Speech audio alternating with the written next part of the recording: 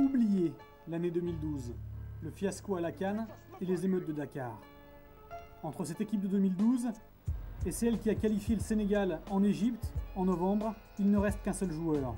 Le Sénégal 2014-2015 a bien changé sous la direction d'Alain Giresse. La star, ça doit être l'équipe, avant tout, du Sénégal. C'est ce qui m'importe. C'est un discours classique, mais il fallait oser faire confiance aux jeunes et repartir à zéro. En défense, par exemple. Exit les Diawara, les Bayel Sall, place au Badji, Djilobodji ou encore Karabodj. Une défense expérimentale à première vue, mais avec un seul but encaissé, elle termine meilleure défense des éliminatoires. Ces joueurs ont cette capacité à respecter les consignes, respecter les systèmes, donc ça donne des possibilités. Et c'est vrai qu'ils prennent l'habitude de jouer ensemble, ils prennent de la confiance. Ça ne veut pas dire qu'on n'est pas à l'abri, mais au moins eux, ils ont répondu à l'attente et maintenant ils prennent un peu plus d'assurance, chacun à leur poste dans ce système défensif. Les certitudes étaient en attaque, balayées par Giresse. Pour commencer les qualifications face à l'Égypte, la triplette Mané Diouf Ndoye est alignée, Dembaba n'est plus convoqué, Cissé et Sow sont sur le banc et la jeunesse régale. Attention à cette ouverture, ça c'est bien fait. Oh, le 2-0.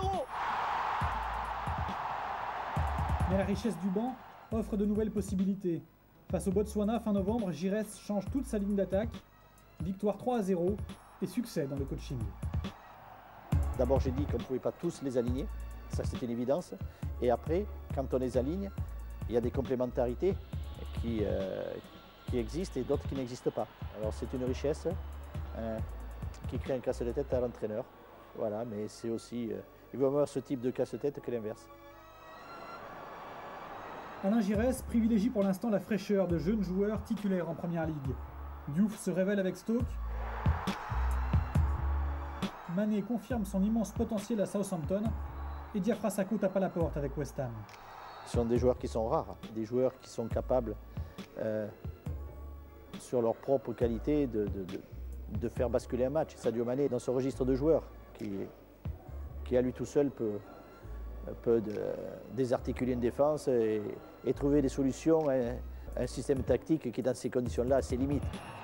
Dans le groupe le plus relevé, le Sénégal va pouvoir s'étalonner, progresser et, quoi qu'il arrive, donner rendez-vous, déjà, pour les prochaines CAN.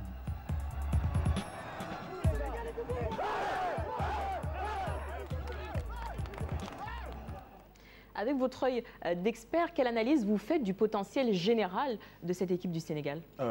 Potentiel énorme, pas seulement on attaque, on relève depuis des années un fort potentiel sur ce front, mais avec des joueurs comme Bodji, Djilobodji, derrière il y a des solutions plus que valables. Maintenant, Alain Giresse doit trouver pour ce qui est de l'attaque, la bonne solution. Et il en a plusieurs. On l'a vu, il est capable de changer toute une ligne d'attaque et de marquer derrière des buts. Le mix entre jeunes et anciens, à certains moments, l'ancienneté et l'expérience seront à privilégier, la fraîcheur et la jeunesse peut-être à d'autres moments. Mais lui, il a une vraie expérience africaine et donc on peut compter sur celle-ci pour mener loin les Lions de la Teranga. On poursuit avec les rendez-vous justement de ce groupe C. Rendez-vous qui aura lieu le 19 janvier prochain avec Ghana, Sénégal, Algérie, Afrique du Sud. La deuxième journée opposera le Ghana à l'Algérie et le Sénégal à l'Afrique du Sud. Et troisième journée Afrique du Sud, Ghana et Sénégal, Algérie. Un petit pronostic pour cette première journée? Algérie reste mon favori et je vois le Sénégal aller battre le Ghana, enfin aller battre. Rendez-vous donc le 19 janvier pour voir cela. Nous arrivons au terme de ce magazine. Rendez-vous prochainement pour un nouveau numéro d'En route pour la CAN. Notre